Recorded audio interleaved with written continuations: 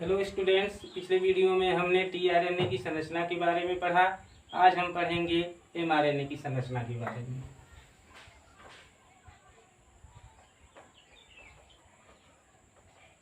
आज हम जो टॉपिक पढ़ने जा रहे हैं वह टॉपिक है दूत आरएनए या संदेशवाहक आरएनए, जिसको हम एमआरएनए के नाम से जानते हैं।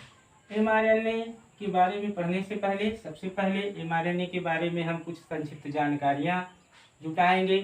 तो सबसे पहले जो एमआरएनए टर्म था, इस टर्म को दिया था दो वैज्ञानिकों ने, जिनका नाम था जैकब एंड मोनार्ड। जैकब और मोनार्ड ने एमआरएनए टर्म दिया था और एमआरएनए के बारे में सर्वप्रथम जानकारी दी थी ब्रेनर नामक वैज्ञानिक ने सन 1961 में।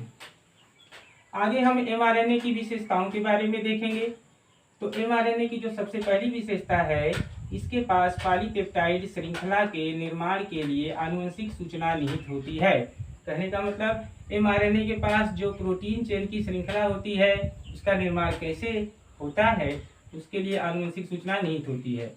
जो दूसरा जो है इसकी विशेषता है वह है एमआरएनए इस आनुवंशिक सूचना का उपयोग प्रोटीन संश्लेषण में करता है।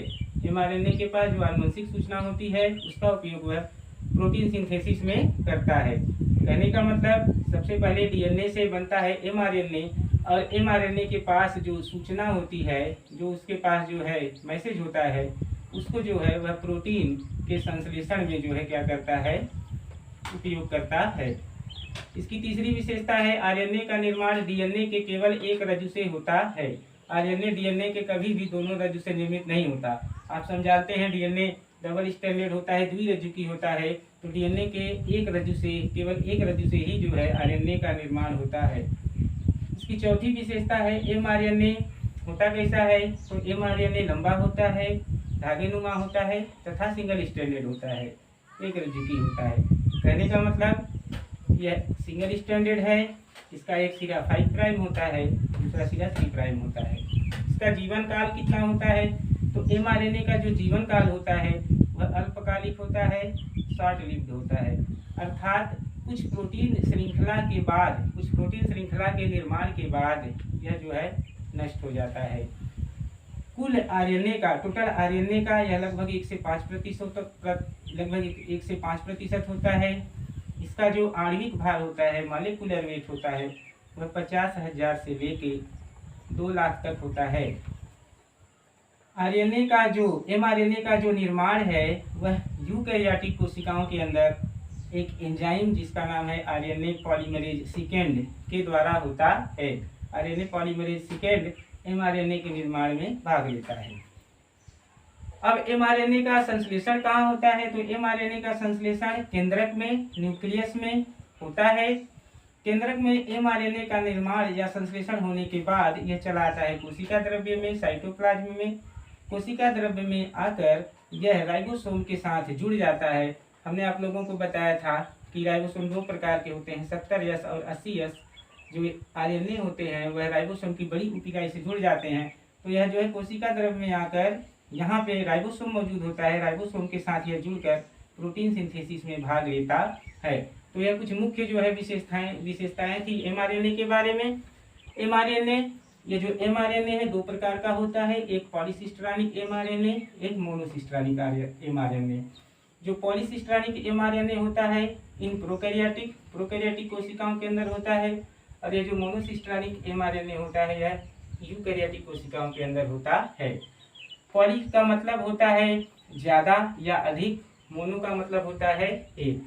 तो जो मोनोसिस्टेरानिक एमआरएनए होता है इसके पास केवल एक पॉलीपेप्टाइड श्रृंखला के निर्माण के लिए आनुवंशिक सूचना निहित होती है, और यह जो पॉलीसिस्टेरानिक होता है इसके पास एक से अधिक पॉलीपेप्टाइड श्रृंखला के निर्माण के लिए आनुवंशिक सूचना निहित होती है। अब हम एमआरएनए के डायग्राम के बारे में जानेंगे। तो यह एक छोटा सा एमआरएनए का डायग्राम है। यह जो है एमआरएनए है, इसके बारे में हम पढ़ते हैं। तो देखिए, ये जो एमआरएनए होता है, एमआरएनए के 2 सिरे होते हैं।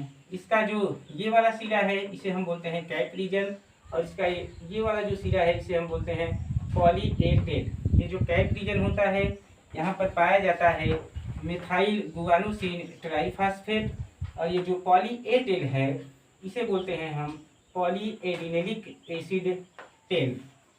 यहाँ से लेके यहाँ तक mRNA की जो संरचना आप देख रहे हैं इसे हम बोलते हैं कोडिंग रीजन। ये जो कोडिंग रीजन होता है इसके पास प्रोटीन सिंथेसिस की सूचना नीति होती है। इसके पास जो है जानकारी यह मौजूद होती है कि प्रोटीन संश्लेषण की क्रिया जो है कहाँ से शुरू होगी। उसके बाद ये जो रीजन आप देख रहे हैं इसे हम बोलते हैं इनिशिएशन कोडान या प्रारंभन कोडान।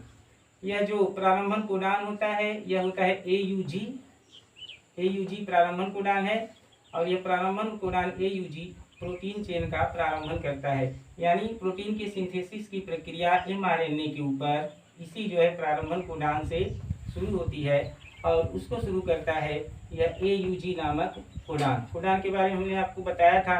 कोडान जो है 3 अक्षरों की बनी एक भाषा होती है जो एक विशेष प्रकार के अमीनो एसिड को कोड करता है। उसके बाद यहाँ से जब प्रोटीन सिंथेसिस की प्रक्रिया शुरू होगी तो प्रोटीन सिंथेसिस की प्रक्रिया चालू हो जाती है, और जैसे ही प्रोटीन सिंथेसिस की प्रक्रिया पहुँचती है पॉली ए टेल के करीब, पॉली एडिनिलिक एसिड टेल के करीब पहुँचती है, तो यहाँ पे जो है 3 प्रकार के स्टॉप कोडान पाए जाते हैं, UAA, UAG और UGA। इसे हम टर्मिनेशन कोडान भी बोलते हैं या स्टॉप कोडान भी बोलते हैं। ये क्या करते हैं, ये प्रोटीन सिंथेसिस की प्रक्रिया यहीं पर रोक देते हैं। तो प्रोटीन सिंथेसिस की प्रक्रिया चालू करता है AUG नामक कोडान, और इसे रोकते हैं ये 3 प्रकार के कोडान UAA, UAG और UGA। यहाँ पर जो है प्रोटीन चेन का क्या हो जाता है, समापन हो जाता है। ये वाला सिरा जो आप देख रहे हैं mRNA का, इसे हम बोलते हैं नॉन कोडिंग रीजन। यहाँ पर जो है कोई भी कोडान मौजूद नहीं होता है। तो यह एक जो है छोटी सी जो है जानकारी थी mRNA के बारे में। इसे आप अपनी कॉपी में नोट कर लीजिए और उसको पढ़िए। बहुत बहुत धन्यवाद।